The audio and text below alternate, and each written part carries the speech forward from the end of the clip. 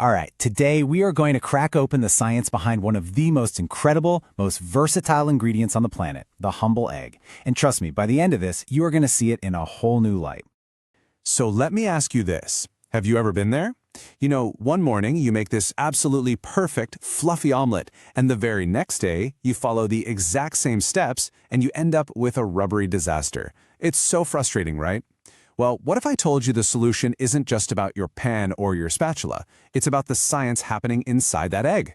I mean, this is what we're all aiming for, isn't it? On the left, the dream. A tender, flavorful, just right egg. And on the right, well, that's the reality a lot of the time. Something tough, chewy, and honestly, just a little bit sad.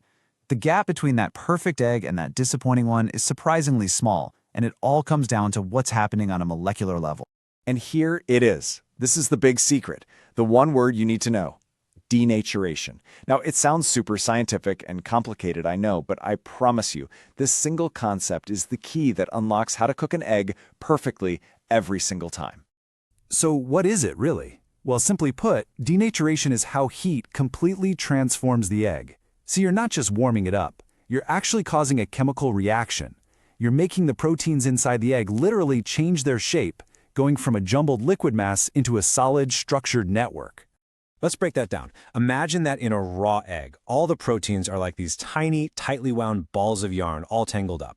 Now, as soon as you add heat, they start to unwind and straighten out. And then once they're all straightened out, these long protein strands start linking up with each other, kind of like a net, creating a mesh that traps water and gives you the solid texture of a cooked egg. But, and this is a huge but, here's the catch.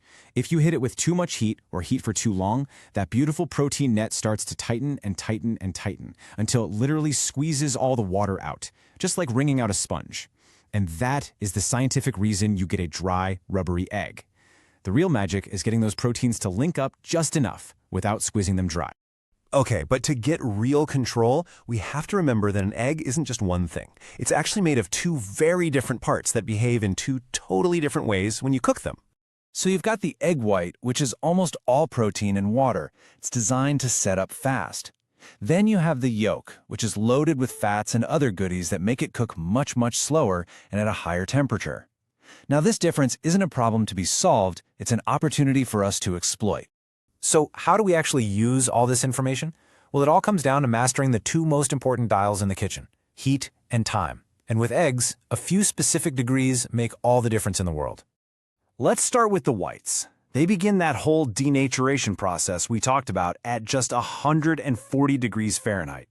To put that in perspective, that's actually cooler than a hot cup of coffee. It really doesn't take much heat at all to get those proteins to start linking up.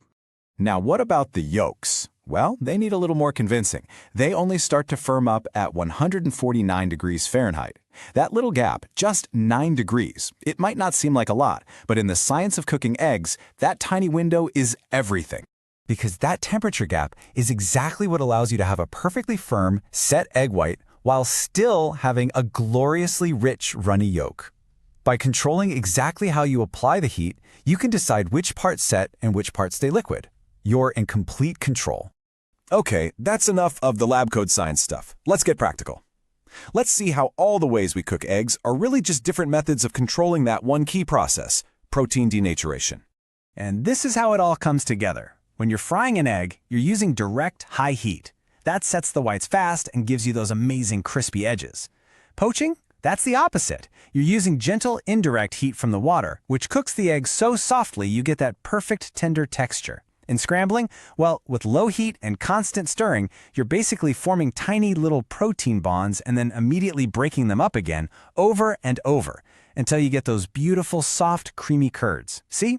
It's all the same science, just a different application. Of course, we have to throw in a quick word on safety. You always want to make sure your eggs reach an internal temperature of at least 160 degrees Fahrenheit just to be safe and kill any potential bacteria. And here's a little pro tip for you. Always use your freshest eggs for poaching because the whites will hold together better. But for hard boiling, slightly older eggs are actually better because they're way easier to peel. So, if you remember anything from all this, remember these key things. 1. Cooking is just controlled protein denaturation. 2. The yolk and white cook at different speeds, and that's your secret weapon.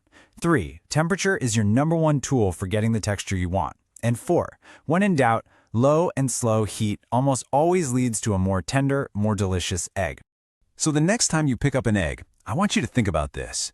You're not just cooking breakfast. You're a scientist in your own kitchen, running a delicious experiment.